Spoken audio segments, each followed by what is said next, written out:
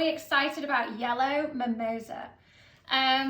It's also known as acacia. It looks like this. Isn't it pretty? I have been basically nagging our grower about this for the past, since January, well, since the beginning of January. We're still in January, but since the beginning of January, because it normally comes into season in February, and because it's been a little bit warmer, it's come early. And the thing about this, the acacia, is we have used the acacia before. Can you remember at Christmas? And it was just this part. It was just the green, soft green part, and the yellow blooms hadn't come yet. And then basically they come in February normally, but this year it's earlier, January. And then they dry up and they go like a mustard color. So what you're going to notice with this is that they're going to transition from yellow to mustard, and then they'll still last in that state for quite a while, and then they'll start to shed. And the problem with this type of greenery is that you only have like a 2-week window when it comes into this yellow tone to be able to use it. So this is the week for Yellow Mimosa. It will only ever be this week in the year. It will never come back again until next year. So that's one of the things that I love about using different varieties of greenery, is that we can kind of introduce these like different colors and really make the use of what's coming into season right now. What are these?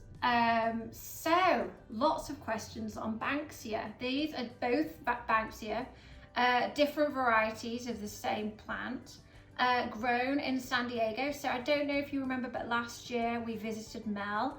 Mel has around 200 acres in San Diego, and this is where his Banksia is grown.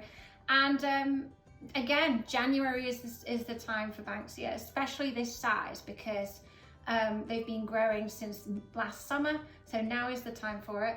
And the other thing about the Banksia is, like Protea, it really holds and lasts for a really long time. So this is something that you'll notice on your leaflet is a lasting item, and we can keep repurposing it into our upcoming arrangements. So we have some floral elements, so carnations, beautiful nude carnations. You'll see we've used these a couple of times recently. They hold well. I mean, you'll get at least 3 weeks out of carnations. So that's one of the reasons why I like to use them. So we have something that kind of really lasts, but you know, with the Banksia and the acacia, that's already a palette that will hold for a good amount of time. Cappuccino rose, and what is this? So we had the first kale of our boxes last week, and this is actually a miniature version. So super cute, love them. But yeah, this is kale, a vegetable. And then this is also known as goldenrod, a solidagio. And yeah, so it starts off green and then it blooms yellow. And the reason why I wanted to use it this week is I thought it would blend really nicely with the Yellow Mimosa. And normally I would say the stems of the goldenrod are probably half the size of what you see here, and their blooms are much smaller. But for some reason, because of the weather, it's blooming really nicely right now. So I thought it would be a nice thing to take advantage of that. So we're going to start with the Yellow Mimosa first. So a couple of things about this. You do want to make sure you strip any kind of leaves that are going to fall into the waterline, because it will shed. And the problem with that is that it just makes the water go really yucky, which we want to try and avoid. So I would definitely suggest taking the time to just pull a couple of leaves off the bottom. And the same thing, you know, right side, left side, back. You know, the goal of this is really to cover as much of the perimeter of the vase as possible. You know, it's quite nice to kind of use it to build shape, because it naturally has that like floppy texture to it. And if you have a small piece, I think that's really nice, because you can just put it at the front to kind of let it rest on the nape of the vase. Really nice. This piece is pretty big. Let's see what we're going to do with this. I think if you have one like this, my advice is to kind of cut it into more manageable pieces. So I'm actually going to break that in half, just because otherwise it's just going to create too much of an obstruction to everything else. And then just put that in, so we're still building the base. And then, gosh, there's so much.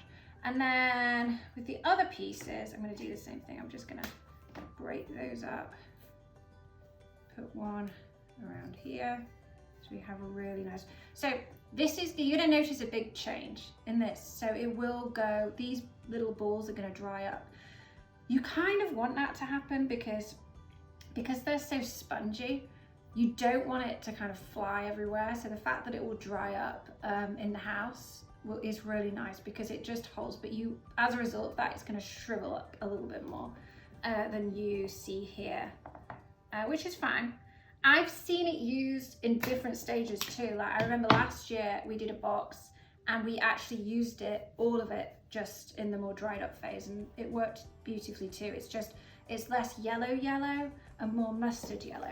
But then what we want to do with the goldenrod is you want to blend this in between the mimosa. So got like a canary yellow. Look, isn't that nice? Who doesn't love yellow? I love yellow. But you know, it is hard because there's not that many yellow flowers actually. And definitely not greenery. So, like this. So we did an arrangement last year and we used the goldenrod because, and it was, the box was themed around India. And actually goldenrod is often used in a lot of like Hindu wedding arrangements because it represents energy and like new beginnings, which is really nice.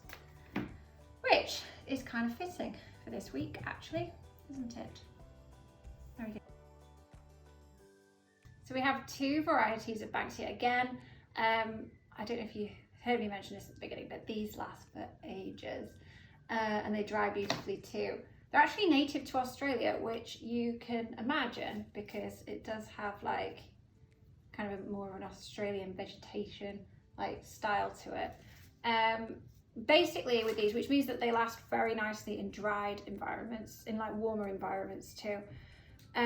You want to cut the ends. This one has like a few pieces of pine. Ooh, a bit hard to cut.